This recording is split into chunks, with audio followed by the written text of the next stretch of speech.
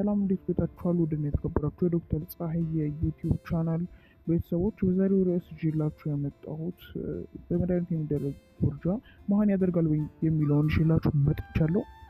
ቪዲዮውን እስከ መጨረሻው መከታተል አትርሱ። እንዲሁም ደግሞ ከዚህ በፊት በመድኃኒት በሚደረግ ውርጃ እንዲሁም በተለያዩ የውርጃ ዘርፎች ላይ የተሰሩ ቪዲዮችን ማግኘት የምትፈልጉ ከሆነ ዲስክሪፕሽን ላይ ሊንካቸውን አስቀምጬላችኋለሁ፣ መከታተል አትርሱ። በቀጥታ ወደ ቪዲዮ ስንገባ የጎንዮሽ ጉዳት ይህ መድኃኒት በመጠቀሟ አንድ ሴት የጎንዮሽ ጉዳት ያጋጥማታል።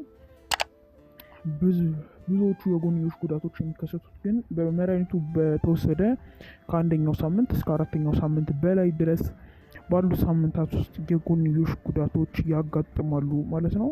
በዋነኝነት የሚያጋጥመው የጎንዮሽ ጉዳት የደም መፍሰስ ነው ማለት ነው። መድኃኒቱ በተወሰደ እስከ አንደኛው ሁለተኛው ሳምንት ባለው ውስጥ አንዳንዴ ደግሞ እስከ ሶስተኛው ሳምንት የሚቆይበት ሁኔታም ቢኖርም በዚህ ሳምንት ውስጥ ከፍተኛ የደም መፍሰስ ይኖራል። እንዲሁም የመገጣጠሚያ ህመም እንዲሁም ደግሞ ከእምብርት በታች የሚኖር የሆድ ህመም በከፍተኛ ሁኔታ ይስተዋላል። እንዲሁም የጀርባ ህመም፣ የአቅም ማጣት፣ ማቅለሽለሽ እና ማስመለስን ሊኖሩ እንደሚችሉ የተለያዩ ጥናቶች ያስመለክቱናል ማለት ነው።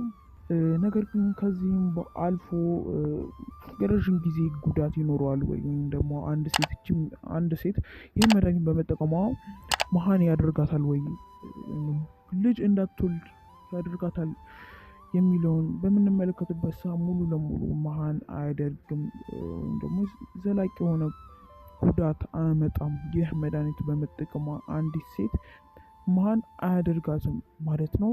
በተለያዩ ጊዜ በውጭ ሀገር በተደረጉ ጥናቶች እንዲሁም ደግሞ በዴንማርክ በተደረጉት ጥናቶች አብዛኛው መድኃኒቱ መሀን እንደማያደርግ ነው ጥናቶች የሚያሳዩት። ስለዚህ በዚህም መድኃኒት በማውጣት ምክንያት መሀን ልትሆን አትችልም ማለት ነው። ውድና የተከበራችሁ ዶክተር ፀሐይ ቻናል ቤተሰቦች በዛሬው ርዕስ የተመለከትነውን ርዕስ በበቂ ሁኔታ ወደ እናንተ አድርሻለሁ ብዬ አስባለሁ። ነገር ግን እነዚህን አይነት ቪዲዮዎች ምንሰራው ለትምህርታዊ ሁኔታ እንጂ ለሌሎች ይህንን ነገር እንድታደርጉ ወይም ደግሞ ለተግባራዊ ሁኔታ እንዳልሆነ እናሳስባለን። ውድና የተከበራችሁ ዶክተር ፀሐይ ቻናል ቤተሰቦች በቀጣይ የተለያዩ ርዕሶች እስክንመለስ ድረስ ጤና ይስጥልኝ።